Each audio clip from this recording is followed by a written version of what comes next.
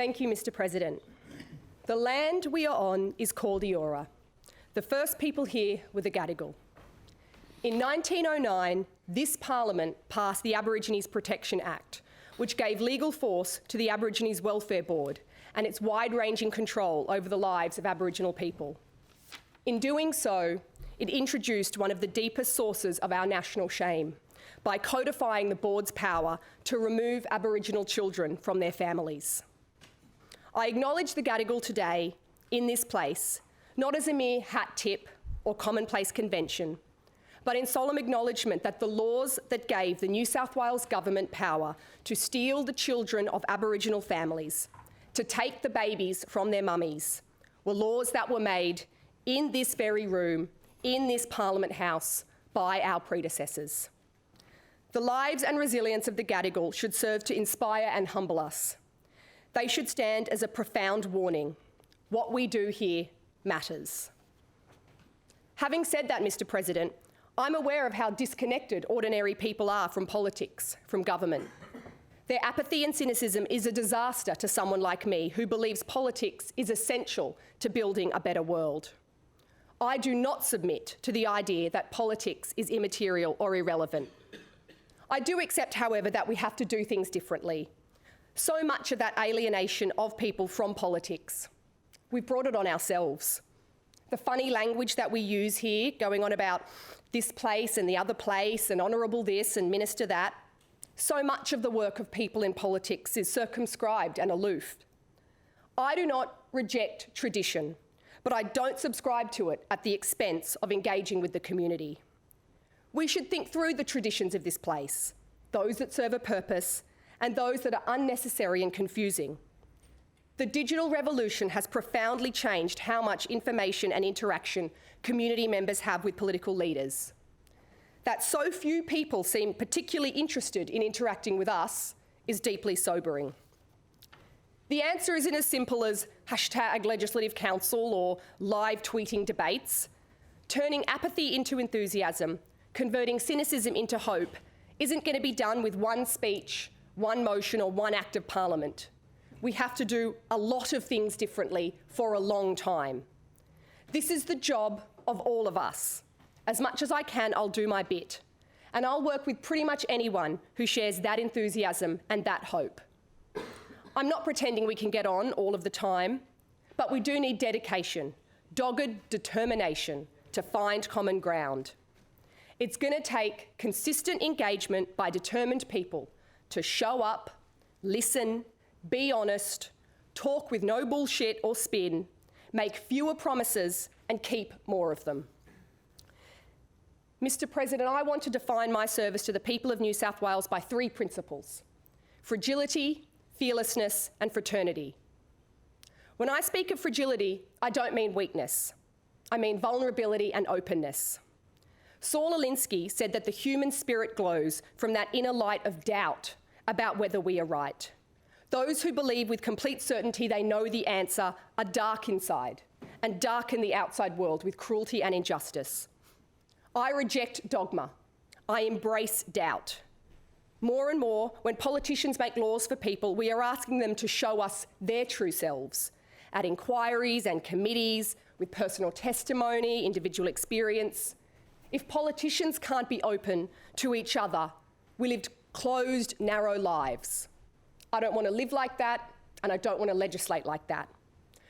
Which is just as well, because I've already been publicly humiliated on the front page of a national newspaper. I've already publicly humiliated myself on live national TV. I swear, I get things wrong, I stuff things up. None of these things define me, but I don't deny them. These experiences explain who I am as much as any university degree or childhood anecdote. One of the reasons I can look at the positive side of my many failings is because of my wonderful friends that have been a source of the strength that I have.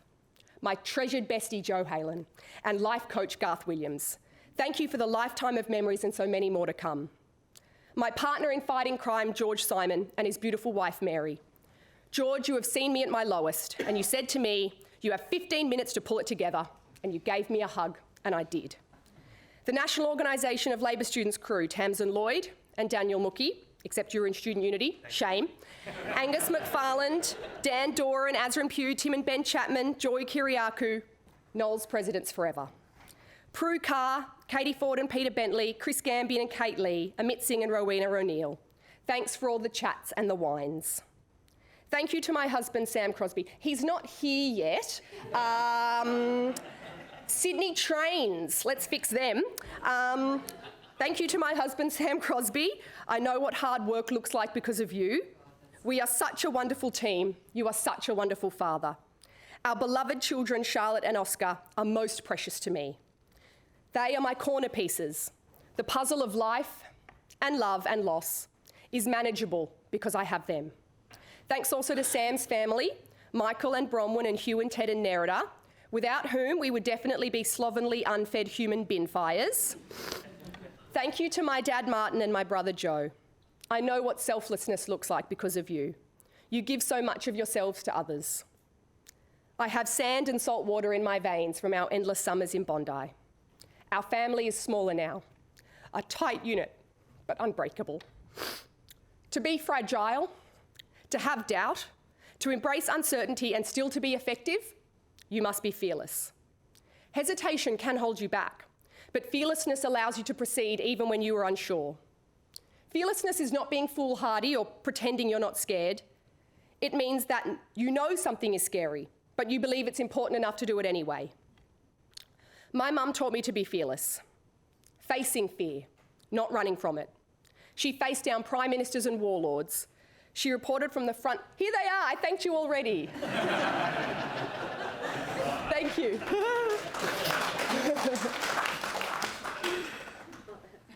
My mum took her diagnosis of Parkinson's disease in her stride, documenting the extreme pain and vulnerability of her disease in a way that gave dignity to so many.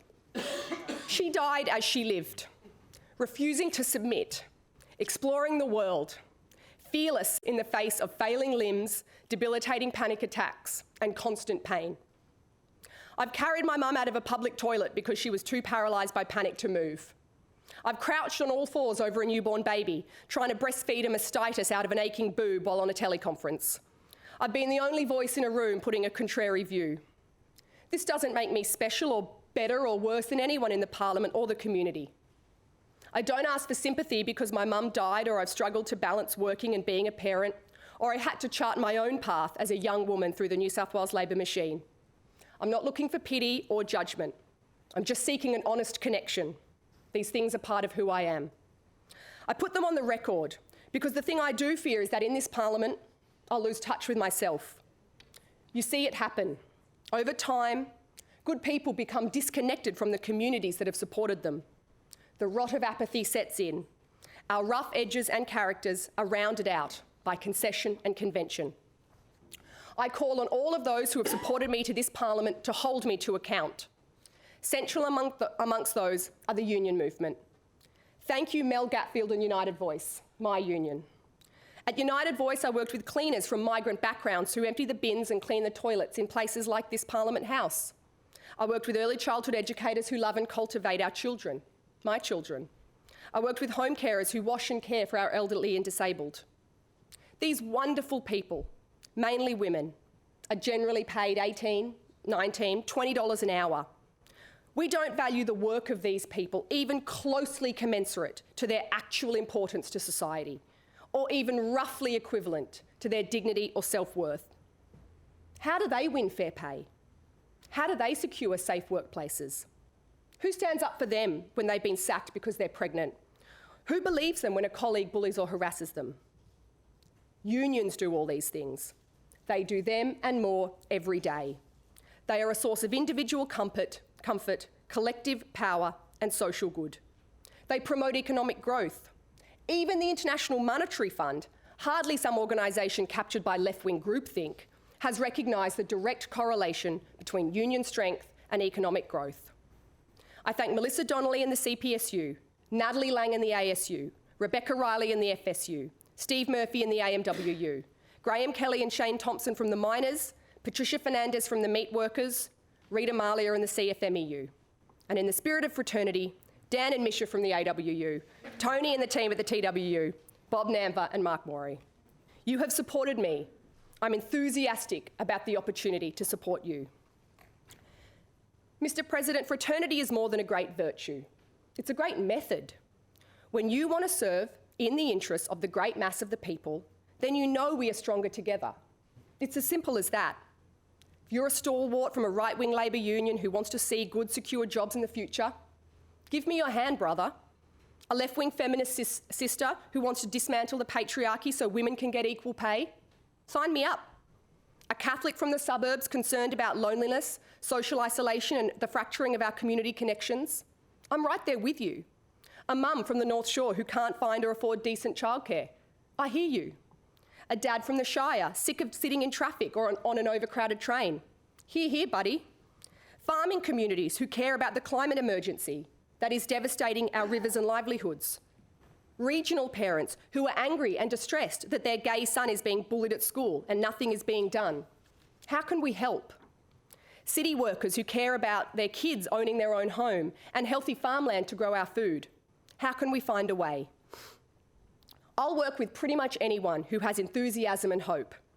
My days as an active participant in organisational contests within New South Wales Labor are over, thankfully.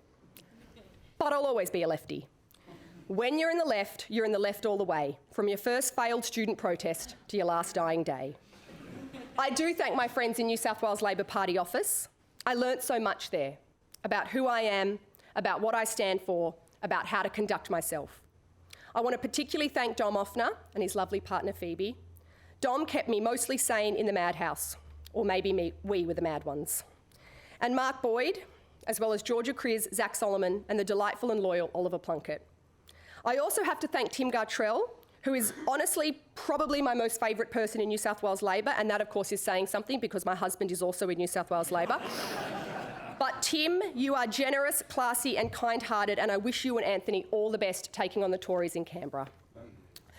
Meredith Bergman, a former president of this council, showed me the awesome power of women's leadership and not giving a crap about what people think about you.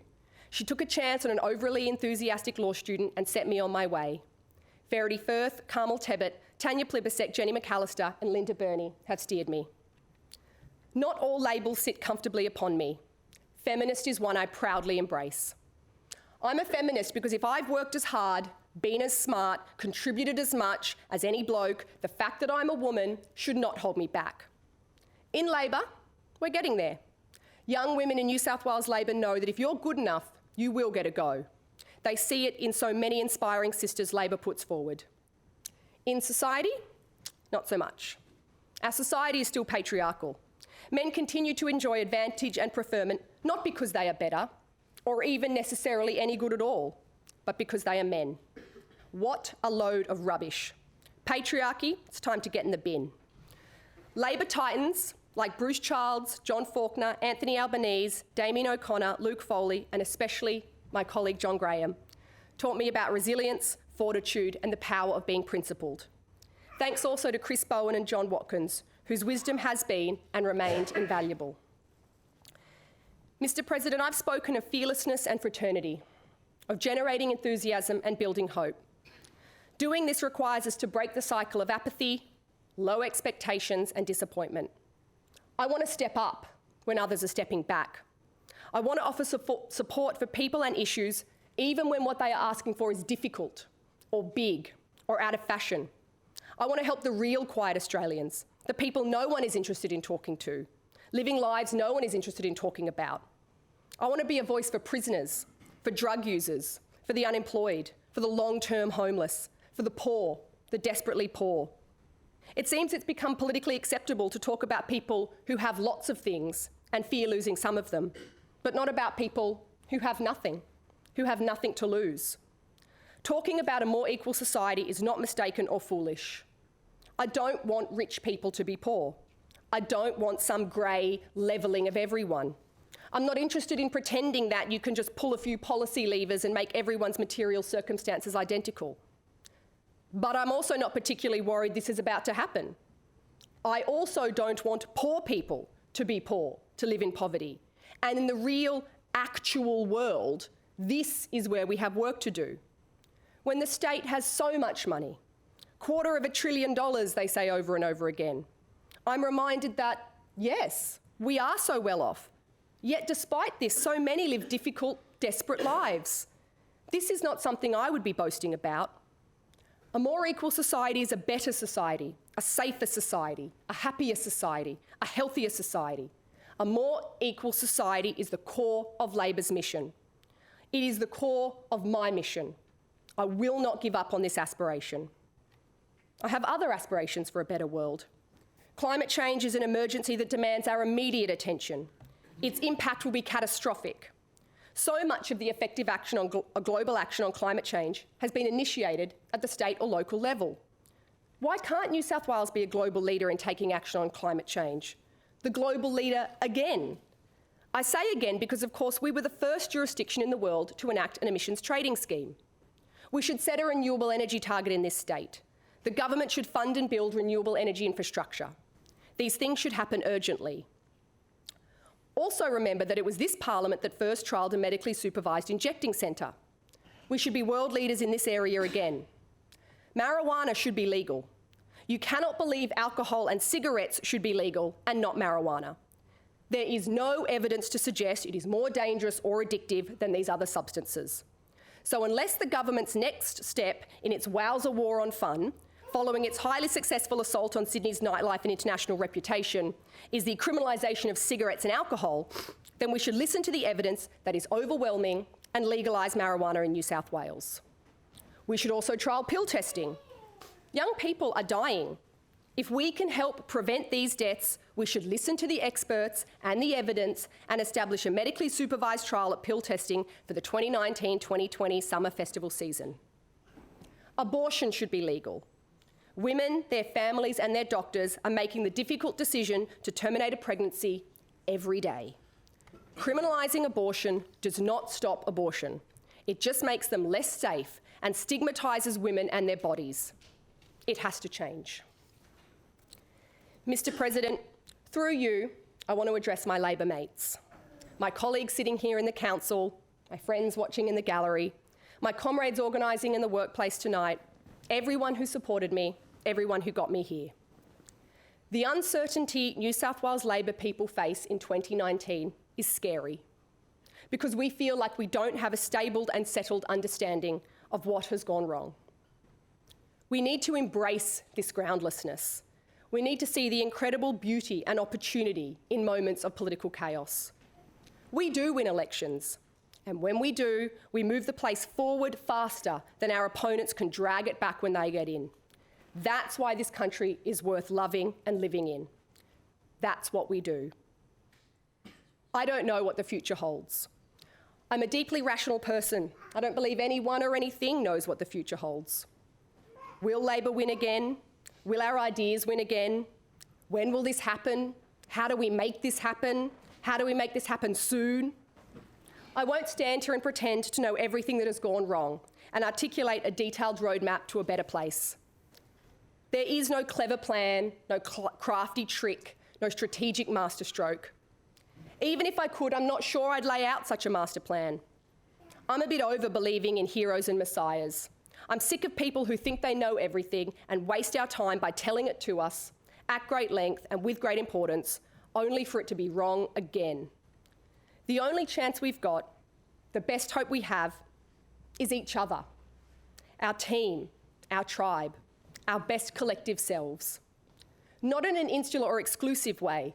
No, I cast this in the broadest possible terms, but it's a collective effort. Yes, we are vulnerable. Yes, we feel fear. But no, we are never alone as we struggle to grasp our best selves. We push into the darkness together and through it see light. The Carthage general Hannibal declared, "We will find a way or make one." This is true. We will find a way back to government, to a better society, to a more equal society. And if we try and find none presently exists, we'll make a new one. We'll do these things together. Labor is not just a cause for power. Labor is a force for change. We must not wait for another moment. The moment is now. Enough talk. Let's begin. Thank you.